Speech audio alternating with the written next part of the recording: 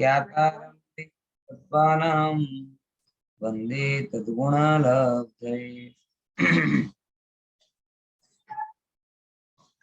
तत्वार सूत्र 9वां अध्याय चर्चा में है और 9वें अध्याय में जो संवर के कारण है उन संवर के कारणों का हम विचार कर रहे हैं, ठीक है ना। और संवर के कारणों में ये हमने समझा कि गुप्ती, समिति, धर्म, अनुप्रेक्षा इत्यादि ये चीजें सब किसके संवर के कारण है, ठीक है ना।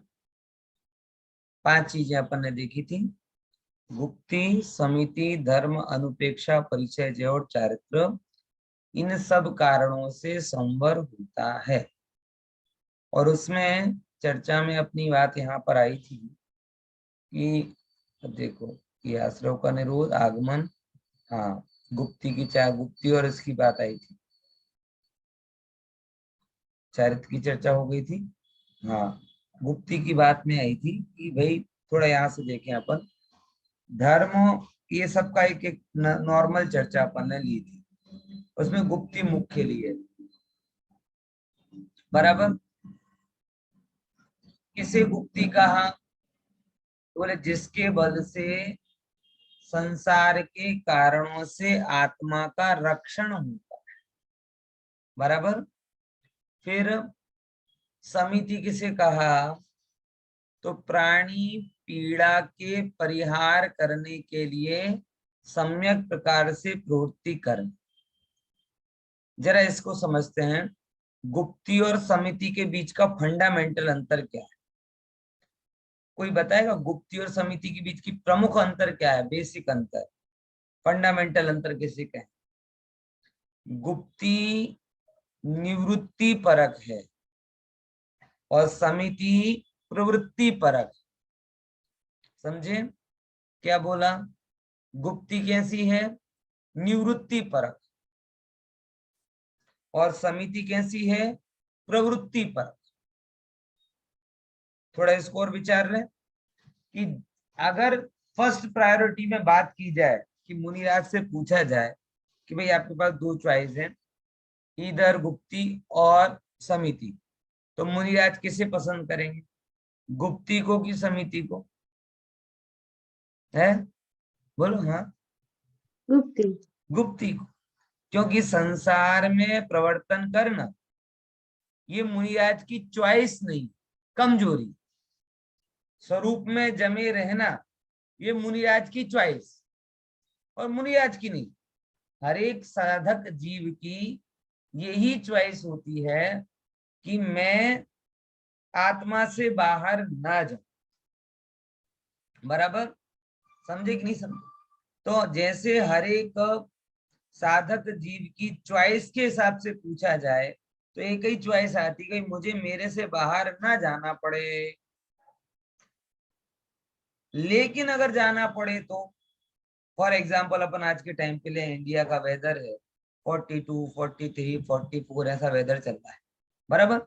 अब ऐसे वेदर में किसी से पूछो कि भाई तुझे बाहर जाना है क्या, पागल है कि सांझे जईशु भर भर तड़के भर बपोरे कोई नहीं कहे कि भाई आ वस्तु तने जવું છે શું બહાર જવું છે, હે ના ના નથી જવું, તો પણ ના ના ઇમરજન્સી છે જવું જ પડશે, તો પછી હવે સલાહ અને શિખામણો શરૂ થશે. કેવી રીતે કે આમ તો જવું નથી પણ જવું હોય તો ફૂલ કપડા પહેરીને જજો, પાણીની બોટલ લઈને જજો, સનસ્ક્રીન લગાડીને જજો, સ્કૂટર ઉપર જાઓ તો હેલ્મેટ પહેરીને જજો, પછી ઠંડુ પાણી પીતા રહેજો, છાસ પીજો. એટલે फर्स्ट वाइज घर में रहવું છે, कहीं जाना नहीं. ऐसा नहीं हो पाए तो सेकंड चॉइस कि अगर जाना हो तो ऐसे ऐसे जाना. यही बात मुनिराज के साथ कि मुनिराज को अगर फर्स्ट चॉइस पूछा जाए कि भाई आपकी क्या इच्छा है, बोले हमें तो आत्मा में ही रहना है, बाहर जाने नहीं. लेकिन अगर कर्म क्रोध है प्रबल आया, कोई ऐसा भाव हुआ कि जिससे बाहर जाना हुआ, तो फिर शिक्षाएं चालू होंगी. कैसी? कि ऐसे जाना, ऐसे करना, ऐसे रहना, ऐसे बोलना, ऐसे खाना, वगैरह वगैरह वगैरह। पॉइंट समझ में आया? तो गुप्ती मुनिराज की ताकत का प्रतीक है और समिति मुनिराज की कमजोरी का। समझ में आया? क्या बोला? गुप्ती मुनिराज की ताकत का प्रतीक है और समिति मुनिराज की कमजोरी का है। जब मुनिराज की आत्मनिष्ठता का पुरुषार्थ कमजोर होता है तब वो बाहर जाते हैं, तो ही हम समिति के नाम से फिर समझते कि ये समिति है, ये समिति। ठीक है ना? तो ये यहाँ पर बात आई। तो हिंसा, यहाँ पर जो बात कहते हैं जरा इसको थोड़ा समझे। समिति कि पर प्राणी पीड़ा का परिहार करने के लिए सम्यक प्रकार से प्रवृत्ति करना समिति। फिर देखो धर्म क्या है, तो जो इष्ट स्थान में धरता है, इस पे थोड़ी अपन ने चर्चा की थी कि नहीं की थी? है बोलो बोलो, क्या इरादा है? ये सब चर्चा थोड़ी थोड़ी हो गई थी ना कि आप जो बता रहे हो सब बड़ी बढ़िया है, अच्छा ही है, और क्या है। नहीं हुई तो फिर से सुन लेंगे, हमें क्या सब कुछ याद रहता है। हाँ बोलो प्रज्ञाबेन શું કેવું છે? ના ના થઈ ગઈ છે, ચર્ચા થઈ ગઈ. અચ્છા અચ્છા, એટલે નહીં કરું ને, બધું યાદ છે ને? યાદ છે, થોડું ટોપિક શરૂઆત કરવાની. હંમેશા પ્રજ્ઞાબેન નો ફિક્સ જવાબ હોય, આન્સર બધું મળશે પણ શરૂ તમને કરવું પડશે એમ। चलो, जो इस स्थान में, बहुत अच्छी परिभाषा है, रत्नगण सावकाचार्य की अपन उदाहरण भी लिया था इसके मामले में, बराबर। फिर अनुप्रेक्षा में ये बात आई थी कि शरीर आदि का चिंतन करना, बार बार चिंतन करना। कैसा चिंतन करना? तो चिंतन तो हम भी करते हैं, नहीं करते क्या? है मेरा रंग ऐसा है, मेरा वजन ऐसा है, मेरी हाइट ऐसी है, बराबर चिंतन करते कि नहीं करते? तो ये चिंतन चलेगा क्या अनुप्रेक्षा के अंदर? कंसीडर हो सकता है क्या? बोले नहीं, ये अपने रूप चिंतन। और अनुप्रेक्षा में किसे लिया जाता है? वैराग्य रूप चिंतन। ऐसा मैं नहीं हूं, ऐसा विचार करे, क्योंकि ये संवर के कारणों की चर्चा चल रही है। जिसे हम कहते हैं मेरा शरीर, मेरा मेरा ऐसा, मेरा वैसा, वो तो आश्रव बंध है, वो तो कर्म बंध का कारण है। समझ में आया कि नहीं आया? तो देखो गजब है ना। उसी शरीर के चिंतन से आप निरंतर आर्त ध्यान करो और उसी शरीर के चिंतन से आप निरंतर संवर करो। ये मेरा है, ये मेरा है, ये मेरा है, ऐसा कहकर कर्म बांधो। और ये मेरा नहीं है, मैं इससे भिन्न हूँ, ये मेरा नहीं है, मैं इससे भिन्न हूँ, ये जानकर आप कर्मों से छूट जाओ। चॉइस आपके हाथ में है, विचार करो। है? कितना सरल सा है मोक्ष मार्ग, कितना सरल सा है सम्यक दर्शन, कि जैसा चिंतन करना है वैसा करो तो छूट जाए, और जैसा नहीं है वैसा करने जाओ तो बनते जाए। सीधी सीधी गणित है, और क्या है? तो ऐसा चिंतन करना। फिर क्या बोले? अनुपेक्षा हो गया, फिर परिचय जय। तो भूख प्यास आदि को कर्मों की, इसके बारे में हमने क्या एक बात की थी, नरक की बात की थी ना। मुनिराज कैसा विचार करते? मुनिराज विचार करते हैं कि पराधीन होकर मैंने कितने तकलीफें सहन की, आज स्वाधीन होकर मैं इन सब चीजों को सहन कर लूं तो क्या प्रॉब्लम है? बोलो। नरक में गए ना, नरक में जाने पर खाने को नहीं मिला, पीने को नहीं मिला, रोग हुए तो दवा नहीं मिली, और हमने पूरे सागरों सागरों तक रोते रोते निकाला। नरक का नाम नरक क्यों पड़ा पता है? नरक का नाम नरक क्यों पड़ा? बताया था मैंने, बार बार बताया कि 1 सेकंड के लिए भी वहां जीव रत यानी रंजायमान नहीं। आप सोचो, आप भले ही कितनी एडवर्स कंडीशन में रहते हो, कोई ना कोई तो ऐसी चीज होती है जिसे देखकर आप प्रसन्न हो जाते। आपका पुत्र हो सकता है, आपका मकान हो सकता है, आपका ना कुछ चीजें तो ऐसी होती हैं जो आपको मेंटली हार्श फील कराती।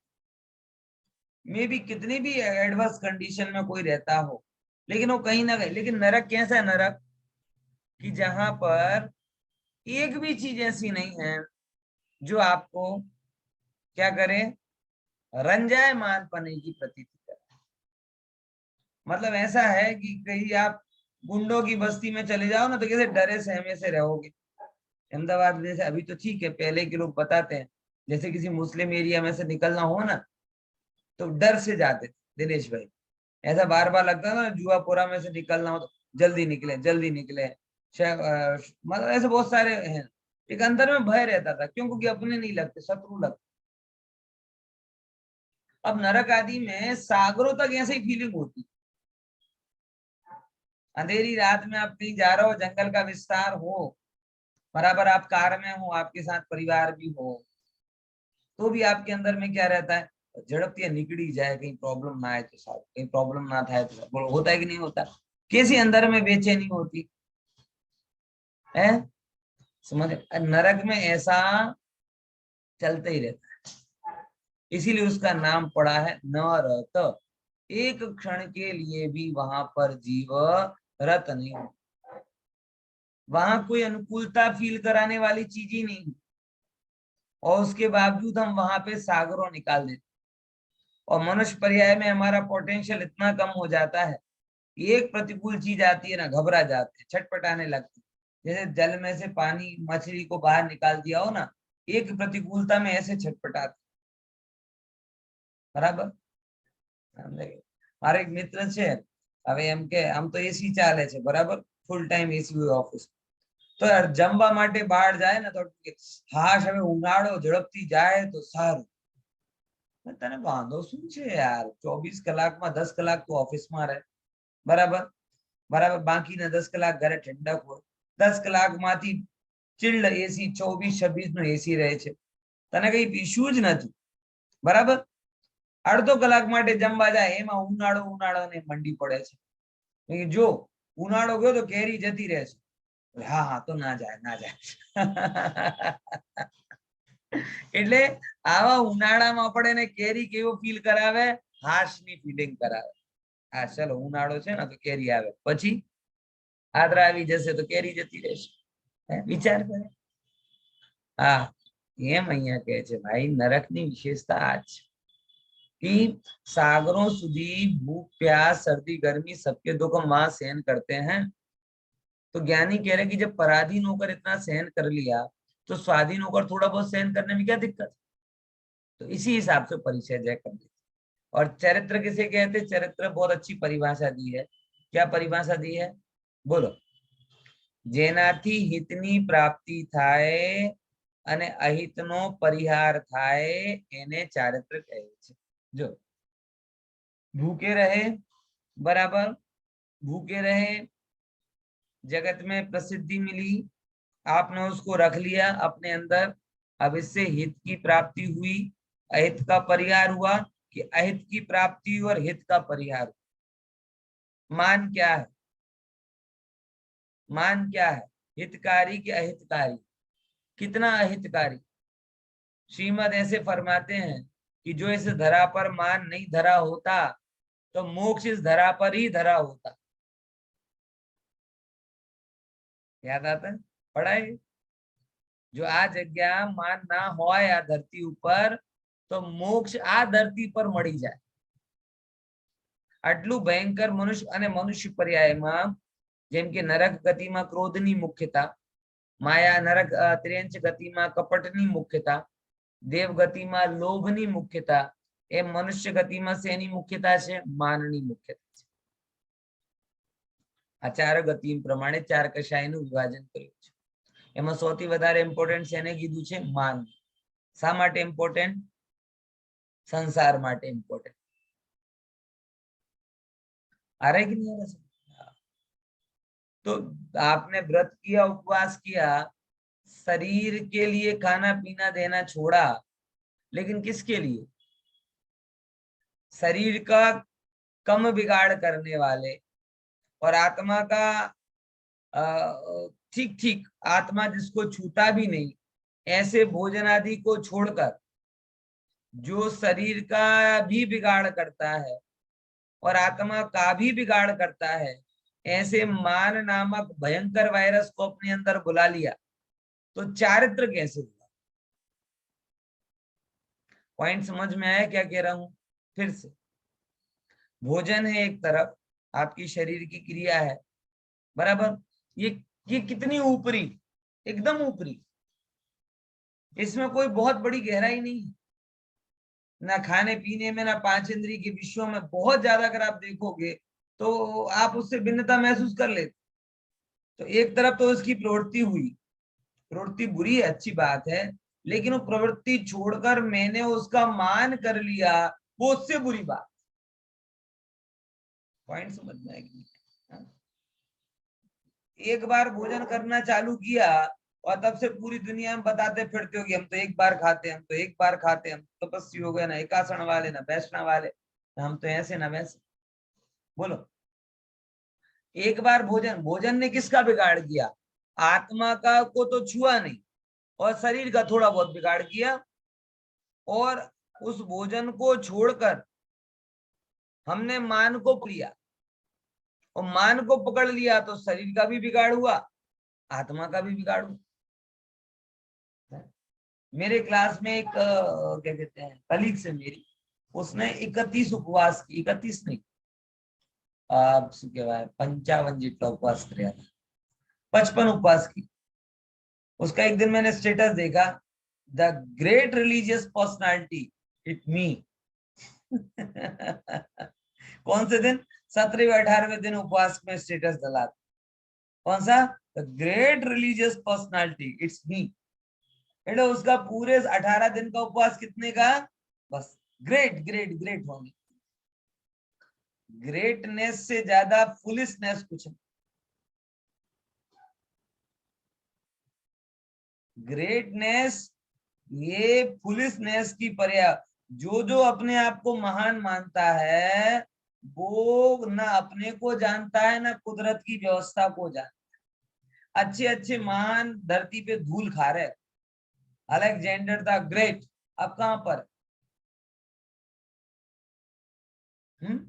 अकबर द ग्रेट अब कहां पर है? कितने सारे ग्रेट हैं, और तुम और हम इतने तो ग्रेट हो ही नहीं पाएंगे, हैं? बड़े रिग्रेट के साथ ये कहना पड़ा। है, समझ में आया कि नहीं? इतने ग्रेट तो हो नहीं पाएंगे, तो ग्रेटनेस बेवकूफी है कि नहीं? आनंद, समझ में आया? क्या करो? आनंद। महानता के चक्कर में मत, क्योंकि महानता में से वो अगर हा निकाल दो तो मान ही बचता है। महान में से हा निकाल दो तो हा निकल जाएगा, तो क्या बचेगा? मान। तो मान महाविश्वरूप करहि नीच गति जगत। पॉइंट समझ में आया? इसीलिए आप हम सभी को इस बात का ध्यान रखना चाहिए। कौन सी बात का? कि चारित्र मान को बढ़ाने में नहीं है, चारित्र मान आदि विकारों को घटाने में। क्योंकि हित की प्राप्ति और अहित के परिहार को ही यहाँ पर चारित्र कहा गया। ठीक है ना? चलिए आगे चलते हैं और यहाँ पर आते हैं अगली स्लाइड पर। देखो, गुप्ती का पालन करने से क्या लाभ है? गुप्ती का पालन करने से क्या लाभ है? कौन पढ़ेगा इसको? ये तीनों लाभों को पढ़ो, चलो। कौन पढ़ेगा? मैं दिखाऊंगा, अभी पहले नाम बता दो फिर बताता हूँ कौन पढ़ेगा। चलो, नीना बेन पढ़ी से, सॉरी नाम भूल गया। नैना बेन, नीना बेन है? नीना। हाँ, नीना की लीना? एन न एन एन। हाँ, ओके, नीना बेन वांचन कर करूँ। जो राजा कोट खाई और योद्धाओं से अत्यंत सुरक्षित है, उसको अत्यंत बलवान समस्त शत्रु भी घर से बाहर नहीं ले जा सकते। पढ़ो, तीनों पढ़ दो।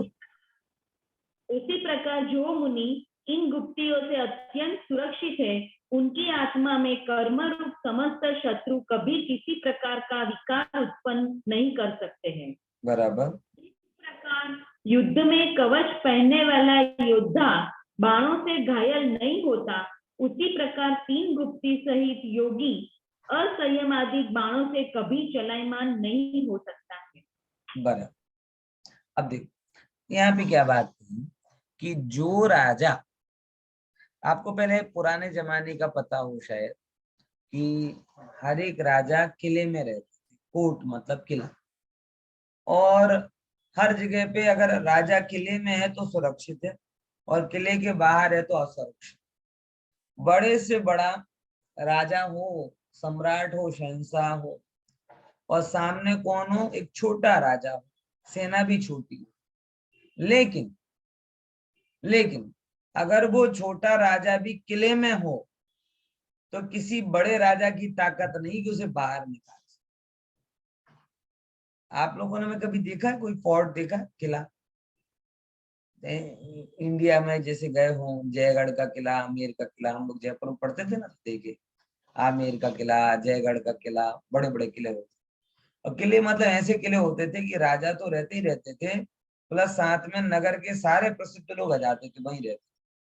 जब भी कोई अटैक करता था ना शत्रु राज्य, तो क्या करता था, और किले में तब तक सुरक्षित नहीं, तो वो किले में वो क्या कहते हैं, महीने महीने तक घेरा डाल के रखना पड़ता था, महीने महीने तक वो आता है, साल साल भर भी घेरा डाल के रखे।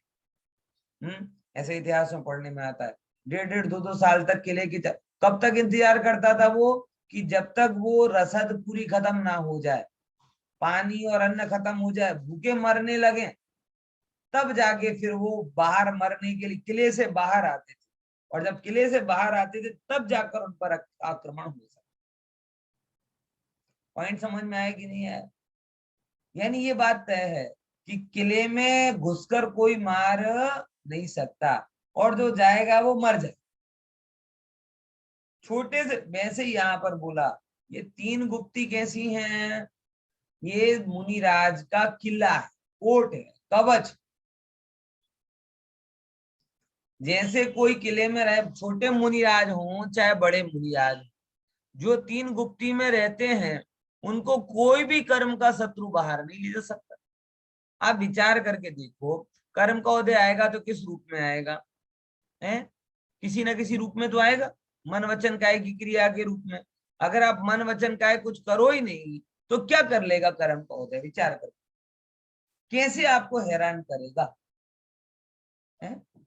कर्म का उदय आपको हैरान कैसे कर सकता, आपकी दुकान में इनकम कम कर दे, आपके घर में झगड़ा हो जाए, आपके शरीर में रोग हो जाए, ऐसे ही तो हैरान करते ना, और कैसे हैरान करते मुझे बताओ। अब फर्ज करो ये सब कंडीशन घटित हो रही, दुकान में कम हूँ, आप कोई बात नहीं, मैं तो उससे भिन्न हूँ, घर में झगड़ा हुआ, कोई बात नहीं, मैं तो उससे भिन्न हूँ, ना कुछ बोलना है ना कुछ विचारना है, प्रेम से रहना, कब तक झगड़ा चलेगा बताओ? फिर मन में किसी के प्रति बुरा विचार आया, अरे मैं तो भिन्न हूं, ऐसे कि मन को भी शांत कर दिया। अब मन को शांत कर दिया, वचन को शांत कर दिया, क्रियाओं को शांत कर दिया, अब कर्म का उदय आपको प्रभावित करेगा तो करेगा कैसे? कोई उपाय है उसके पास? कर्म भी बोले जवा दो ना कहीं सांभर तो छे नहीं, भैंस आगर भागवत निकली जैसे। तुम उसमें इंटरेस्ट लोगे तो तुम में इंटरेस्ट लेगा, तुम उसमें इंटरेस्ट नहीं लोगे तो तुमने कैसे इंटरेस्ट लेगा, सीधी गणित है। पॉइंट समझ में आया? तो साधुओं को कर्म का उदय होता है, लेकिन सारे साधु उसमें इंटरेस्ट नहीं लेते, इसीलिए वो गुप्ती के माध्यम से पुराने कर्म आकर खिर जाते, प्रवर्तन नहीं करते तो नए बनते नहीं है, और धीमे धीमे धीमे धीमे धीमे धीमे पुराना हिसाब किताब चुकता। पॉइंट समझ में आया कि नहीं? ख्याल में आया कि नहीं आया? तो ये बात है। तो जैसे कोर्ट में रहने वाले के साधु को कोई भी शत्रु बाहर नहीं ले जा सकता राजा को, उसी प्रकार जो मुनि इन गुप्तियों के द्वारा सिक्योर्ड है, उस मुनि का बिगाड़ कोई भी कर्म का उदय नहीं कर सकता। फिर क्या कहते हैं, जिस प्रकार युद्ध में कवच पहनने वाला योद्धा बाणों से घायल नहीं होता, એટલે बुलेट प्रूफ जैकेट हो अगर तो फिर कोई दिक्कत नहीं है, उसी प्रकार तीन गुप्ती वाला भी अपने इन प्रकार के असंयम आदि के बाणों से घायल नहीं होता। मैं आपको फिर से कहता हूँ, कषायों से बचना है, कषायों से बचना है, कर्म बंधन से बचना है, तो थोड़ा थोड़ा वचन पर नियंत्रण, काया पर नियंत्रण, और बने सबसे इंपॉर्टेंट मन पर नियंत्रण रखना चालू करो, वरना ये कषाय आपको कहीं का नहीं छूने। समझ में आया? क्या बोला? कस काढ़ी नाखशे, आमा जेनी प्रकृति એ જ છે। કસાય किसे कहते? જે આત્મા को કસે એટલે દુઃખ આપે, એટલે કસ કાઢી નાખે, એ કષાય। પોઈન્ટ ખ્યાલમાં આવે છે? તો એ આત્માનો કસ કાઢવા વાળી કષાય હોય છે, એટલા માટે એનાથી આપણે દૂર રહેવાનો ટ્રાય કરવું જોઈએ। અને બેસ્ટ ઉપાય શું છે એના માટે? गुप्ती। व्यर्थ की क्रिया नहीं, व्यर्थ की बोलना नहीं, और सबसे इंपॉर्टेंट बात, हम बोलते गुस्से में भी नहीं बोलते, लेकिन जब हम किसी से नहीं बोलते तब अंदर में सबसे ज्यादा उसी से बोल रहे होते। होता कि नहीं होता ऐसा? ये बहुत बड़ी समस्या है। इससे बढ़िया तुम बाहर से बोल देते। जब किसी से बोलना बंद करते हैं झगड़े के कारण, तब हम सबसे ज्यादा उसको ही बोलते हैं। जब हम झगड़े के कारण किसी से दूर जाते हैं तो सबसे ज्यादा हम उसी का विचार करते हैं। ज्ञानी कहते नहीं भैया, हमें झगड़ा नहीं करना, इसके कारण बोलना बंद नहीं करना, उससे अच्छा तो बोल लेना है। मेन बात यह है, अंदर में कोई अपराधी, कोई दोषी, कोई पामर दिखना ही नहीं चाहिए। अंदर की दृष्टि से सब भगवान दिखने चाहिए। जैसे सब भगवान दिखना चालू होगा, मन पावे विश्राम, अपने आप शांति हो जाएगी। समझे कि नहीं समझे? इसीलिए मुनिराज ने गुप्ती रूपी बुलेट प्रूफ जैकेट पहन ली है। अब कर्म की गोलियां उनका कुछ बिगाड़ सकती नहीं। चलिए अगली स्लाइड देखते हैं। अगली स्लाइड में क्या है? समिति के संबंध में है। हाँ बोलो, समिति के बारे में बोलो मीना बेन। हाँ, जिस प्रकार व्रजमय कवच का समिति का पालन करने से क्या लाभ है?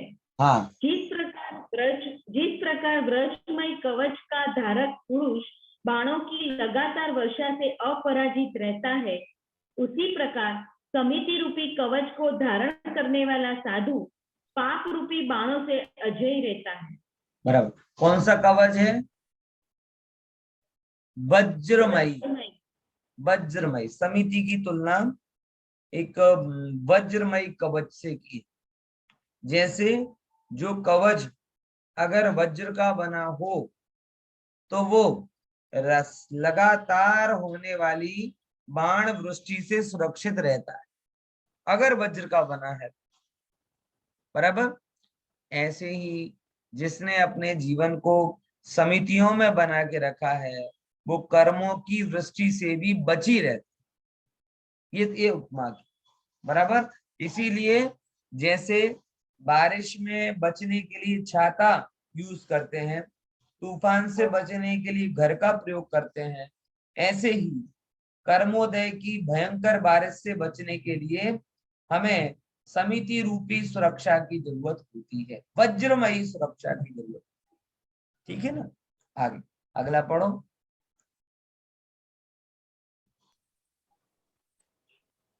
धर्म का पालन करने से क्या लाभ है? हाँ, धर्म ही इहलोक और परलोक में हितकारी बंधु है। बहुत बढ़िया। दूसरा, इच्छित भोगों को देने वाले कल्प वृक्ष के समान एवं चिंतित पदार्थों को देने वाला चिंतामणि रत्न धर्म ही है। बहुत बढ़िया। पर जन्म में जाने के लिए धर्म पाठे के समान एवं शुभ करने के लिए मित्र के समान है। बहुत बढ़िया। यह धर्म ही मुक्ति स्त्री के हृदय को अत्यंत प्रिय है, इसलिए मोक्षाभिलाषियों को सदा इसका पालन करते रहना चाहिए। देखो बहुत बढ़िया। अब धर्म के लाभ बता रहे हैं ना, तो धर्म क्या करता है? सबसे पहले नंबर की बात, अपन जगत में जितने भी लोगों को अपन चुनते हैं या जिनके साथ में हम रहते हैं, एक कॉमन फैक्टर क्या होता है? कॉमन फैक्टर ये होता है कि वो सब मेरे हितकारी हैं, अच्छा करने वाले हैं, प्रिय है, बराबर। तो जो अपना प्रिय है हम उनके साथ में रहते हैं, रहना चाहते हैं। अब मैं आपसे पूछूं कि इतने सारे आपके मित्र थे तो भी क्या आप रोग से सुरक्षित रह पाए? इतने सारे आपके प्रिय थे तो भी क्या आपका जगत में कभी बिगाड़ नहीं हुआ? इतने सारे सब लोग थे तो भी अलग अलग समय पर अलग अलग विपत्तियां आई कि नहीं आई? और अगर जो आई तो किसके कारण से आई, और बची तो किसके कारण से बची, और टले तो किस कारण से टले? आप गंभीरता से देखेंगे तो आपको पता चलेगा कि जीवन में जिन जिन मुसीबतों से हम बचे, उन मुसीबतों में होशियारी कारण नहीं रही। फैक्ट है कि नहीं? होशियारी कारण नहीं, अचानक ही बच गए आप। ये कैसे बचे साहब? मेरे ऑफिस में एक घटना घटी, बड़ी रियल घटना, अभी 10-15 दिन पहले की है। मेरे साथ में अभी नए जुड़े एक अच्छे पंडित जी हैं, श्वेतांबर पंडित जी। उनकी किराए पे रह रहे एक मकान, बराबर ना। अब किराए मकान में रहे तो उसी दिन उनकी 3 बेटियां हैं, 2 बेटियां आई थी तो दिन भर रही, और वो तीसरी बेटी की शादी नहीं हुई है, वो भी उसके साथ में रही, और रात को थक गई तो हॉल में जाके सो गई। और हॉल में जाकर सोई तो जिस बेड पर वो सोती थी कमरे में, उसी बेड के ऊपर माथे पे पंखा घूम रहा है ना, वो सीधा भड़ करके नीचे पड़ा। अब वो कहेगी, बार बार विचार करके देखो, इतने सारे 365 दिन में मात्र एक ही दिन ऐसा था जिस दिन ये लड़की बाहर सोई। रियल घटना बता रहा, मतलब इससे अपने को प्रतीति होती है, रोज डरने वाली बात नहीं है, लेकिन 365 दिन में मात्र एक ऐसा दिन था जिस दिन वो बाहर सोई, और उसी दिन वो पंखा टूट के सीधा बेड पर गिरा। अब आप विचार करके देखो, आज आप डरना मत, अपने तो सोने जाओ तो पंखे को देख के सो जाओ, पड़े कि नहीं पड़े, पड़ से कि नहीं पड़े, आओ नहीं पड़े तो बता धर्म करो, बची जैसे। बड़ी एक सिंपल वस्तु कि भाई कभी कोई विचार नहीं करता, उसी दिन बाहर क्यों सो, और उस बचा तो उसकी होशियारी ने बचाया कि कैसे बचा, नसीब की बात है। उसी दिन बाहर बहनों का आना हुआ, उसी दिन उसका बाहर बतियाना हुआ, उसी दिन बाहर सोना हुआ, और उसी दिन उसका टूटना हुआ। ऐसे एक नहीं, मैं आपको 100 दृष्टांत दे दूंगा, हजारों दृष्टांत दे दूंगा, जहां आपको स्पष्ट लगेगा कि जो काम आपके मित्र, आपके प्रिय, आपके अपने करते हैं वो काम हुआ, लेकिन वहां कोई नहीं था। किसके कारण? ये सब चीज बताता है कि कहीं ना कहीं जो आपने धर्म किया, उस धर्म के कारण आपका प्रशस्त बंध का उदय होता है, और उसके कारण सहज ही आपको अनुकूलताएं प्राप्त होती है। नहीं तो मुझे आप कैसे मिलते, आपको मैं कैसे मिलता, ये सब सहज होगा। अवाज ब्रेक થાય છે। બ્રેક થાય છે ને, તમે લોકો કપાય છે, 3 કપાય છે. કપાય છે ને? સારું સારું, એક સેકન્ડ આપણે વિચાર કરીએ. પવન બહુ છે ને, હલાઈ જતા હશે સિગ્નલ. સિગ્નલ આમ વાઇબ્રેટ થઈ જતા હશે કંઈક ને કંઈક, બરાબર ને? ચલો તમારો પંખો ચાલુ છે ને એટલે હે પંખો પંખો ચાલુ, ચાલુ છે. બીવડાવો નહીં મને હા, समझा कि नहीं समझा?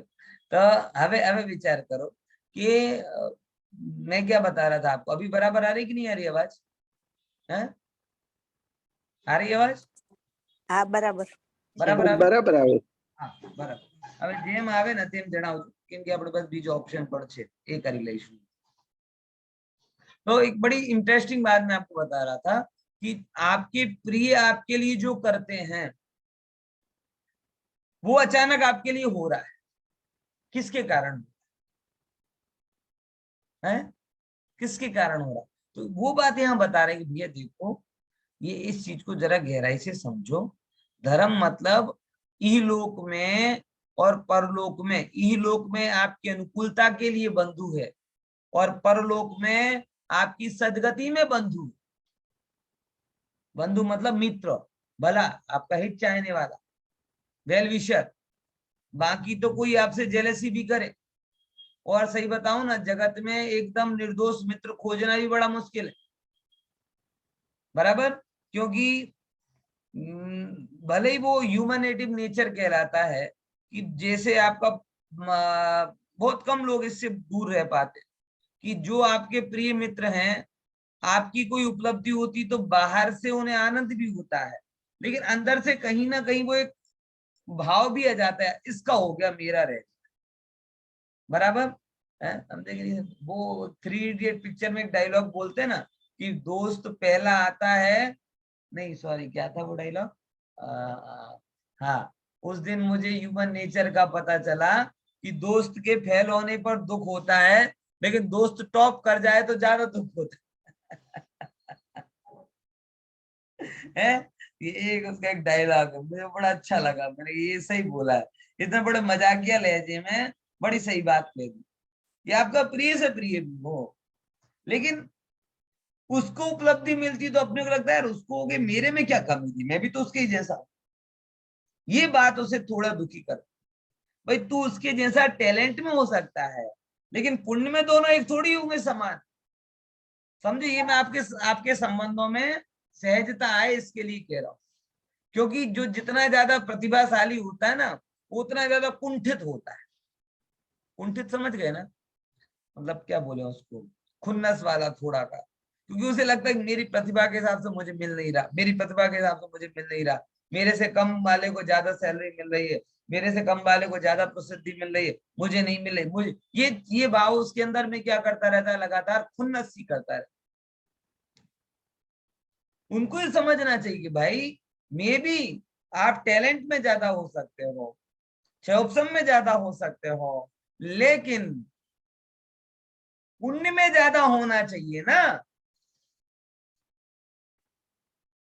और जिनका हीन पुण्य है वो प्रतिभावान होकर भी उतने ज्यादा सफल नहीं हो पा रहे, और जो पुण्यवान है वो कम प्रतिभा वाले होकर भी सफल हो रहे हैं। अब ये जानकर आप अपने प्रिय मित्रों के प्रति सहज हो सकते हो, और अगर ये बात आपके अंदर में नहीं बैठी तो आपके मित्रों की सफलता ही आपको दुखी करके चली जाए।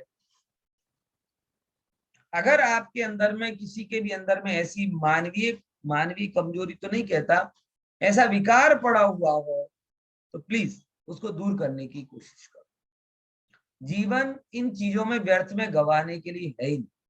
किसको क्या हो रहा है, कितना हो रहा है, क्यों हो रहा है, उसका अपना एक लेजर अकाउंट है, उस अकाउंट के कारण हो रहा है, आपकी वर्तमान बुद्धि के कारण नहीं होता है। ऐसा मैं अपने अनुभव से कह सकता हूं, आपको इतनी शांति मिलेगी, इतनी शांति मिलेगी, नहीं तो आपके पास कोई प्रश्नों का कोई उत्तर ही नहीं, कैसे उत्तर खोजे? जब आप देखोगे ये बात को कि जो विद्यार्थी हमेशा मेरे से आधे नंबर लेकर आता था, जो विद्यार्थी मेरी कॉपी देख देख कर पास होता था, जो विद्यार्थी को कोई कुछ गिनता नहीं था, आपका बैचमेट, आपका प्रिय, आपका अनुज, वो आपसे कई गुना ज्यादा धन कमा रहा, उसकी ज्यादा प्रसिद्धि है, प्रतिष्ठा है। आप इस भाव की गणित लगाओगे, दुखी के सिवा आपके पास कोई उपाय नहीं। उसके लिए दुख नहीं है, आपको है कि मेरे में क्या कमी थी। भाई तेरे में कोई कमी नहीं, तेरे तेरे में कोई कमी नहीं, तू पूरे का पूरा है। लेकिन पुण्य का कुछ इधर उधर झोल झाल होता रहता है तो हो गया। किसका झोल झाल है? पुण्य का। इसीलिए इस बात को आप हम सभी को गहराई से समझना चाहिए कि धर्म ही इस भव में हितकारी है और धर्म ही परभव में हितकारी है। इसीलिए धर्म बराबर आत्मानुभवन के लिए भी धर्म आवश्यक है और जगत में समभाव पूर्वक रहने के लिए भी क्या जरूरी है? धर्म। आप संयोगों से समता नहीं आती, मैं सच बता रहा हूं। आज भी मेरे अंदर में जो स्थिरता है थोड़ी बहुत भी, वो कोई संयोग के कारण तो नहीं। संयोग में तो मेरे से कई बेहतर संयोग वाले पड़े हुए हैं, जिनके 4-4 मंजिल के मकान है, 10-10 गाड़ियां हैं, करोड़ों की इनकम है, बराबर भरा पूरा परिवार है, लेकिन देखता हूं जब तक रोते ही मिलते। मेरे से अधिक संयोगवान है लेकिन सुखी नहीं है, और कंपैरेटिवली मैं देखता हूं तो उनसे कम संयोग है, लेकिन जितना भी धर्म अंदर में आया है अपने आप अच्छा वो लोग भी एक्सेप्ट करते हैं बात। તમારા જલસા છે ને તમે કરો ને કોણ ના પાડે છે? સીધી વાત કહેતો, તમારા જલસા છે। આમ 6 વાગે ઘરે આવી જવાનું, પછી ખાઈ પીને આરામથી ધર્મની વાતો કરવાની, સવારે મંદિર પહોંચી જવાનું, બઢિયા મસ્ત આરામથી ભગવાનનો કામ કરવાનું, પછી જોબમાં જઈને ધર્મનું કામ કરવાનું। તમારા જલસા છે, તમે કરો ને કોણ ના પાડે છે? ચલો હું અપાવી દઉં જોબ તો। ના ના ના, તમે ત્યાં 20,000 લો છો ને અમારા 5 લાખ, બસ બરાબર। હું કોણ ના પાડું? એ તો બે બાજુ ના થાય ને, સમજે કે નહીં સમજે? હા હા, ફ્રીજ થઈ ગયું ને, ખબર પડી ગઈ આવું। बराबर, तो ये बात है। जीव जीव कर्म के उसको छोड़ नहीं पाता। किसको नहीं छोड़ पाता? लोभ आदि को छोड़ नहीं पाता। लोभ के कारण धर्म के फल से वंचित रह जाता है, और जब वंचित रहता है तो फिर वो दूसरी दूसरी चीजों से अपने आप को मानता। मैं ये बड़ी गहराई से जानता हूं कि भाई इतना मेरा अनुभव पक्का है कि जीवन में जो भी आज मेरे में आनंद है या जो भी मेरे थोड़ा बहुत भी शांति का कारण है, वो संयोग नहीं है, वो धर्म की समझ। बराबर, उस धर्म की समझ से अपने आप ये पता चलता था। मतलब तारीफ के एंगल से नहीं कह रहा, लेकिन अनजाने में अनजाने व्यक्ति भी आके बोलते बैठे, તમારી પાસે बैठो ना, हम शांति अनुभव थाय छे, शांति अनुभव थाय छे। अरे भाई शांति स्वभाव छे तारो, तू समझ। હું બધાને એમ જ કહું कि તમારો સ્વભાવ જ શાંતિ છે, તમે ખાલી ખોટા શાંતિ કરો છો। दरेक नो पानी का स्वभाव लहरों वाला नहीं है, शांत ही होता है। बिना संयोग के, बिना पवन के संयोग के वो शांति रहेगा। हाँ, आप उसमें पत्थर डालते जाओ, हवा चलाओ तो हो जाएगी उसके अंदर उथल पुथल। ऐसे आपका स्वभाव भी कैसा है? शांत ही है। आप उसे छोड़ो तो शांत, लेकिन रोज इच्छा अपेक्षा कषाय और वासनाओं का वो उसके ऊपर पत्थर, और पत्थर क्या मिसाइल छोड़ते रहते हो, और वो कहते शांति आए तो कहां से आए? पॉइंट समझ में आया कि नहीं? सीधी गणित है, इसीलिए थोड़ा विचारना और आगे बढ़ना। तो धर्म हितकारी। अब देखो, अब यहाँ पे और आगे क्या बोले? इच्छित भोगों को देने वाला और कल्प वृक्ष के समान चिंतित पदार्थों को देने वाला चिंतामणि रत्न धर्म ही है। ये थोड़ा संसार वाला लड्डू बताया, क्योंकि सबको आत्मा की रुचि तो नहीं होती, लेकिन धर्म की रुचि तो सबको करानी है। क्योंकि आज जिसे धर्म की रुचि होगी वो संसार की वस्तुओं को देख जानकर आत्मा की तरफ जाएगा। मैं कई बार ये बात को कहता हूं कि एक पैसे वाले और एक निर्धन में धर्म की समझ जल्दी किसको आ सकती? पैसे वाले को आ सकती। ये मैं बड़े अनुभव से बोल रहा हूं, क्योंकि एवरेज अपवाद अलग होते हैं, एवरेज की बात अलग। क्योंकि वो जिसके पास धन नहीं है वो तो पूरे टाइम धन धन धन के विचार से ऊपर आता ही नहीं। लेकिन जिसके पास धन है उसे धन की लिमिटेशन पता चल जाए। ये फैक्ट वस्तु। जिसके पास धन हो गया है, अगर वो थोड़ा स्वाध्यायी है तो उसे पता चल जाएगा कि नहीं यार ये मैंने इकट्ठा किया है नकामा। लेकिन जिसके पास है नहीं, वो ये मानने को ही तैयार नहीं होता कि धन नकामा। पॉइंट समझ में आया कि नहीं आया? ये मेरी बात को कह रही समझ। 5% अपवाद दोनों तरफ छोड़, एवरेज बात को, एवरेज के एंगल से अगर आप देखोगे, जिसके पास धन है उसे धन की लिमिटेशन पता चल जाती है, और जिसके पास धन नहीं है उसे धन सब कुछ लगता है, और जिसे धन सब कुछ लग रहा है उसे चैतन्य धन कुछ नहीं लगता।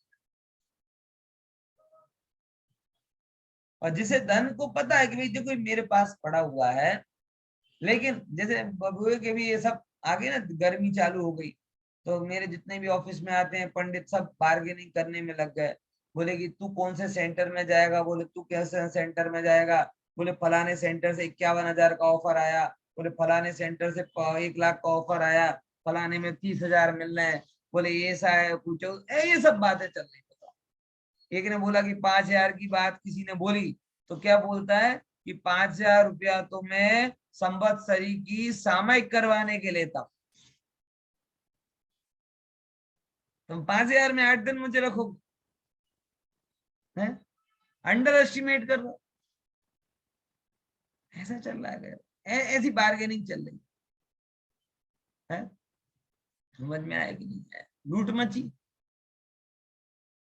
अरे भाई, मैंने उसको, मेरे मित्र को यही बोला, मैंने कि तू ये विचार कर, लोगों को ये भरोसा है कि मैं वो करूंगा तो साल भर के पापों से छूटूंगा, इस भरोसे से वो तुझे प्रतिक्रमण करवा रहे, और तू उस दिन जाके ये पाप करेगा लोभ का।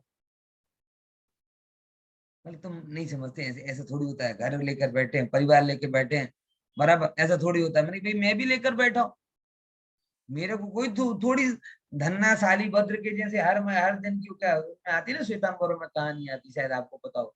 किसको आती? साली भद्र को आती है ना। हर महीने वो गोवर्धन यक्ष क्या करता था, पेटी की पेटी पहुंचा देता था। ऐसी श्वेतांबरों में कहानी आती है शाली भद्र की, नहीं सुनी क्या? नहीं सुनी वो साली भद्र, मैं सुना भी नहीं रहा, चिंता मत करो। ऐसी आशा भरी दृष्टि से मत देखो निराशा मिलेगी है। ऐसी कहानी आती उनमें कि वो एक यक्ष था, गोवर्धन यक्ष, वो देव बना, और फिर ये सालिभद्र के घर पे रोज इतनी पेटियों से सोना पहुंचाता, तो बहुत व्यय होता उसके पास है। समझ में आया कि नहीं आया? मैंने कहा भैया देखो, मैं भी परिवार लेके बैठा, तुम भी बैठे हो, लेकिन इसको इस तरीके से मत लो। हाँ, वो जो व्यवस्था रूप हो, उसका बहुमान हो, वो अलग बात है, वो धर्म का बहुमान है, स्वैच्छिक होना चाहिए। ये खींचा तानी तना तनी वाला बोली लगा रहा हो तो कोई नीलामी चल रही क्या? लेकिन नहीं समझते, क्या करें। बहुत कम लोग इस बात को समझ पाते हैं। कोई आश्चर्य की बात, आज सुबह चर्चा में एक बहुत अच्छी बात आई थी। कौन सी? कि धन, हितल ने उससे पॉइंट भी बनाया था कि धन और आनंद का सुख का कनेक्शन तो एक दिहाड़ी मजदूर से लेकर सब राजा महाराजा समझ रहे, लेकिन ज्ञान और आनंद का कनेक्शन कोई नहीं समझ पा रहा। जबकि भगवान ने धन और आनंद के कनेक्शन को रॉन्ग बोला और ज्ञानानंद के कनेक्शन को रियल बोला। बराबर ख्याल में है? समझे कि नहीं समझे? ये बात है। लेकिन तो भी ये सब चल रहा है जगत में, तो उसके लिए भी बोला है कि भैया देखो, तुम्हारे अगर अंदर में इतनी इच्छाएं हैं तो ऐसे जीव के लिए बोले कि तुम धर्म करो, क्योंकि धर्म तुम्हें इच्छित भोगों को देने वाला है। धर्म के प्रताप से ऐसा पुण्य सहज बन जाता है कि जिस प्रकार के भोगों की तुम इच्छा करो वो सामने चल के तुम्हारे पास में, इच्छित भोगों को देने वाला, कल्प वृक्ष के समान। और चिंतामणि कैसा है? चिंतित पदार्थों को देता है, यानी जिसके बारे में चिंता करो वो चीज मिल जाती है। तो ऐसा वह है, ऐसा वह है कि अगर आपको इस प्रकार से हो तो वो धर्म की प्रबलता के कारण हर प्रकार की अनुकूलता आपको मिलती जाती है। ऐसा धर्म का प्रताप है। बराबर। थोड़ा लौकिक लाभ वाला भी है, लेकिन हमें कोई दिक्कत नहीं कहने में, क्योंकि जगत में ऐसा एक वर्ग है, अरे हम भी उसी वर्ग में कहीं ना कहीं शामिल हैं, कि जो लौकिक लाभ से हटकर जीवन को देख नहीं पाते। तो लौकिक लाभ के चक्कर में धर्म को छोड़ देना ये मूर्खता है, क्योंकि धर्म के कारण ही लौकिक लाभ की प्राप्ति हुई। ऐसा आत्मानुशासन में बोला, आत्मानुशासन में भी यही बात बोली कि जिस धर्म के फल से तुझे लौकिक अनुकूलताएं मिली, बराबर, तू उन अनुकूलताओं के चक्कर में धर्म को खो रहा है। बात समझ में आई कि नहीं है? और वो जो सोने की मुर्गी वाला दृष्टांत है ना, वो भी एक्चुअल में सोने के अंडे देने वाली मुर्गी, वो भी एक्चुअल में इससे ही संबंधित। वो सोने की अंडे देने वाली मुर्गी कौन है? बोले वो धर्म। कि अगर वो आपके पास में है तो आपके जीवन भर क्या होता जाएगा, अनुकूलताएं आपको मिलती जाएगी। लेकिन अति लोभी होकर आप उसका ही गला काट दोगे तो वो भी जाएगी और ये भी जाएगी। आप समझ में आएगी नहीं? ये मुर्गी और अंडा ये तो थोड़ा बाद में आया। पुराने शास्त्रों में पंचतंत्र में सोने के पंख की बात आती, ये थोड़ा नॉन वेज सा दृष्टांत हो जाता है मुर्गी अंडे वाला। लेकिन एक्चुअल पंचतंत्र की कहानी जो है ना, उसमें सोने का पंख, एक स्वर्ण मृग होता है, स्वर्ण मृग, और स्वर्ण मृग होता है वो उसके रहता है। वो कहते हैं क्या करोगे तुम, मेरी सेवा करोगे तो मैं रोज तुम्हें सोने का एक पंख दूंगा, फेदर। तो फिर उसको लोभ जागता है, तो एक दिन उसके सारे पंख खींच लेता है और फिर वो भाग जाता है, मतलब तुम इसके लायक नहीं। वो कथा में यही बताया गया है, ये सोने के पंख देने वाला कौन है? स्वर्ण मृग, बोले धर्म। और तुम धर्म को ही खत्म करने पर तुले हो तो तुम्हारी अनुकूलता भी तुम्हारे पास से चली। पॉइंट समझ में आया कि नहीं आया? इसलिए कोई ऐसी दिक्कत नहीं कि चर्चा करने से पाप लग जाएगा, कोई बात नहीं, समझना इसको। फिर क्या कहते हैं, पर जन्म में जाने के लिए धर्म किसके समान है? पाथे। पाथे समझते हो? पाथे मतलब कहलाता है टिफिन नो डब्बो, नास्तो। रस्ताમાં જતા જે वो કહેવાય ना भातो, भातो कहिए ना, तो ये भातो છે कि अगले जन्म में तुम जाओगे तो क्या लेकर जाओगे? भातु, भातु, भातो કહેવાય भातु जी કહેવાતો, समझी? भातु, भातु, बराबर। तो अगले जन्म में क्या लेकर जाओगे तुम? ये 4 BHK का मकान है, 4 गाड़ियां है, बैंक बैलेंस, नाम प्रसिद्धि की तख्ती, क्या लेकर जाओ? कोई जाएगा लेकर? नहीं है। तो क्या लेकर जाओगे? ये जो धर्म के कारण जो तुमने डिब्बे में भरा है वो तुम्हारे साथ में आएगा। अब जैसा भरा होगा तो वही खाना पड़ेगा। अब गंदी गंदी वस्तु भर के रखी होगी तो अगले भाव में वो डब्बा खुलेगा, अच्छे मेवे मिष्ठान भरे होंगे तो वो डब्बा खुलेगा। जैसा भरा है वैसा, क्योंकि धर्म का ही डब्बा साथ में चलता है, बाकी तो सब छूट जाता है। तो अगले जन्म में जाने के लिए धर्म कैसा है? पाथे के समान है। फिर शुभ करने के लिए मित्र के समान है, अच्छा करने के लिए किसकी भांति बोला? मित्र के समान है, बराबर। अब ये देखो, कुछ दृष्टांत भोगियों के लिए दिए, कुछ दृष्टांत लोभियों के लिए दिए। अब ये जिनको स्त्री आदि का आकर्षण है उनके लिए बोलते हैं, यह धर्म ही मुक्ति स्त्री के हृदय को अत्यंत प्रिय है, बराबर। कि जगत में हमेशा मोक्ष को स्त्री की उपमा क्यों दी जाती? क्योंकि एक विपरीत के प्रति आकर्षण होता है, बराबर। तो सब लोगों को उसी बात को बताया जा रहा है कि भाई तुझे विपरीत के प्रति आकर्षण होता है ना, पर ऐसा कौन सौंदर्यवती है जिसका सौंदर्य अक्षुण्ण रहेगा? बोले वो है मुक्ति रूपी सुंदरी। नियम सार का तो कलश है ना, उसमें तो पद्म प्रभ मलधारी जी 50 बारी लाइन लिखते हैं, सबभवति परम श्री कामनी काम रूपा, सबभवति परम श्री कामनी काम रूपा। पढ़े आपने? नहीं पढ़ा, अब पढ़ना। एक लाइन कम से कम उन्होंने 30 से ज्यादा बार लिखी। कौन सी?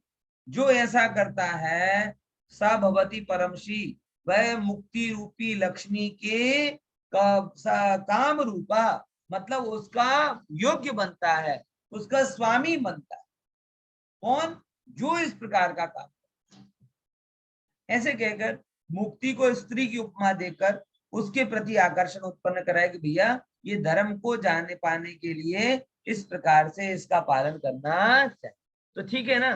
तो धर्म के पालन करने के क्या क्या लाभ हैं? पारलौकिक लाभ तो आपको बता ही दिए, रत्नत्रय में स्थापित करता है। इसमें थोड़ा सा लौकिक लाभ की तरफ जोर दिया है। किसकी तरफ जोर दिया है? लौकिक लाभ की तरफ जोर दिया है।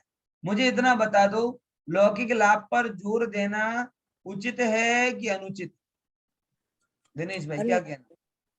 अनुचित है। अनुचित है, बराबर। जिसको लौकिक की इच्छा है उसके लिए वो है, जिसको लौकिक की इच्छा नहीं है उसके लिए तो एक गलती है। देखो एक बहुत बात, दो मुद्दे आ गए। एक दिनेश भाई ने बोला और एक प्रज्ञा भाई, अनुचित ही है। मैं भी मानता हूं अनुचित है, लेकिन धर्म के नाम पर आप इसे निषेध करो, बराबर, और जगत में कर्ता बनकर फिरो, ऐसे कर्ता बन के फिरो कि आत्मा का ध्यान ही ना करो, तो अब बताओ उचित की अनुचित? प्रज्ञा भाई, हम लोग बड़े भ्रमित हो गए, पता है। अनुचित। हमने ये माना कि धर्म कुछ करता नहीं है, तो इससे ये मानना, निष्कर्ष निकालना चाहिए था कि कोई भी कुछ नहीं करता। लेकिन हमने क्या कर दिया? धर्म को तो हटाया और उसकी जगह अपना अहंकार लेकर आ गए, गिरफ्त नहीं हुए गलत है। और रटी रटाई बातें। पहले वो सुना था, अब ये सुन लिया। पहले वो सुना था कि धर्म सब कुछ दे देता है, धर्म सब कुछ दे देता है। अब ये सुन लिया कि धर्म से कुछ नहीं, पुण्य पाप होता है, अनुचित है, धर्म लौकिक बात करना अनुचित है, तो ये सुन लिया। लेकिन मेन बात जो है, धन के प्रति, संयोग के प्रति, भोगों के प्रति जो आकर्षण का अभाव होना चाहिए, वो तो हुआ ही नहीं। उससे तो और उल्टी दुर्गति हुई कि पहले तो चलो लौकिक के लिए ही सही, आधा पौन घंटे धर्म में तो निकाल लेता था, अब इसे लौकिक में तो धर्म कुछ करता नहीं, ऐसा दिमाग में घुस गया, बराबर। और पारलौकिक का लोभ लगा नहीं, तो जिस हेतु से धर्म करना चाहिए था वो हेतु उसके पास नहीं। मेरे पॉइंट को समझ रहे क्या कह रहा हूँ? पॉइंट समझ में आया कि नहीं है क्या कह रहा हूँ?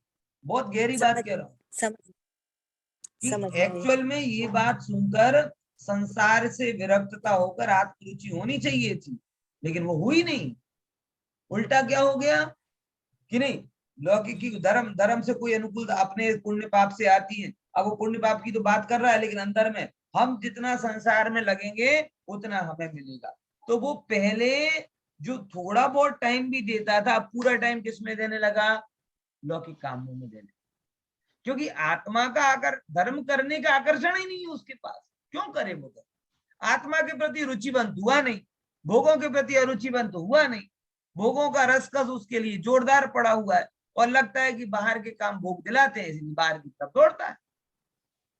आचार्यों ने अगर ये बोला है तो उसके पीछे एक मनोविज्ञान है कि जब तक भोगों की रुचि ना छूटे तब तक ऐसे जैसे बालक को हम गिफ्ट दे देकर पाठशाला पढ़ाते हैं, ऐसे ही थोड़ा बहुत आकर्षण दे करके भी हम लौकिक लाभ की बात करके भी धर्म सिखाते। लेकिन ध्यान रखना, लेकिन दोनों तरफ समझने वाली बात कि भाई वो आकर्षण अमुक समय के बाद में आपको निकाल देना चाहिए। आकर्षण था, किया था, कराया था। वो जैसे आप चल नहीं पा रहे थे तो लकड़ी पकड़कर चलना सिखाया था, लेकिन इसका ये मतलब थोड़ी कि जिंदगी भर लकड़ी पे ही चलो। लेकिन उसके पहले आत्मा के ऐसे रसिक बन जाओ कि आकर्षण की जरूरत ही ना पड़े। अरे कोई के चक्रवर्ती का वैभव दे रहा है, मत जाने भाई, हमने नहीं ले, हमने तो आत्मा वाली थी, ऐसी खुमारी आनी चाहिए। पॉइंट समझ आए? अब दूसरे नंबर की बात, क्या सही क्या है? तुम्हारी मेहनत से अनुकूलता आ रही है कि धर्म से आ रही है? अब समझ, फिर से मेरी बात को गहराई समझ। एक तो अपन ने दोनों कथन के मतलब समझ लिए। अब आप बताओ कि अनुकूलता जो हो रही, वो अनुकूलता किससे हो रही? तुम्हारी मेहनत धर्म के से हो रही है कि धर्म से हो रही? तो सही क्या है कि धर्म धर्म आदि से ज्ञान के द्वारा जो पुण्य बंध होता है उसके कारण अनुकूलता हो रही। ये बात तब सही है कि गलत? सही है। हाँ, तो अभी तो आप कह रहे थे गलत है। દ્રષ્ટિ અંદર થી રખને એટલે આ આપણે શું છે, બધું સાંભળી લઈએ પણ કઈ વિચારતા નથી। समझा कि नहीं? भाई समझो, मैं बहुत क्लियर कट बात आपसे कह रहा हूँ। मैं आपसे ये कहना चाहता हूँ कि ना आप लौकिक वस्तुओं के आग्रही बनो, बराबर। और जब आपको लौकिक वस्तुओं का आग्रही नहीं होगा तो आपको संसार में प्रवृत्ति का आकर्षण नहीं होगा। और वो कब हटेगा? जब आपको आत्म वस्तु की प्रीति हो। आत्म वस्तु की प्रीति के बिना जगत का आकर्षण है और ये नहीं होता, इससे नहीं होता, ऐसे करके धर्म से दूर हो जाओगे तो आत्मा में टिकोगे किसके बल से? पॉइंट समझ में आया कि नहीं आया? क्या बोला? आत्मा में टिकोगे किसके बल से? इसीलिए आचार्यों ने ये सत्य बात की तरफ को हाईलाइट करके, गलत नहीं है बात, मैं कमाता हूं ये गलत है, सहज आता है ये सही है। हाँ, लेकिन ज्ञानी की इसकी तरफ दृष्टि नहीं होती, ये उससे भी सही। क्यों? क्योंकि उसकी दृष्टि अपनी आत्मा पर। ठीक है ना? बराबर। कोई प्रश्न? हाँ, तो शास्त्रों में जो लौकिक लाभ के लिए धर्म बताया गया है वो गलत नहीं है, बस प्राथमिक कथन है। क्या बोला? क्या बोला? प्राथमिक प्राथमिक इस लाइन को समझो। ये लगभग वैसा ही है जैसे हम गिफ्ट दे देकर पाठशाला में बुलाते। कोई बच्चा बड़ा नहीं हो पाया तो अभी वो गिफ्ट ही गिफ्ट मांग रहा है और कुछ नहीं कर रहा। ठीक है ना? हाँ जी, जय जी। જય जय जिनेन्द्र।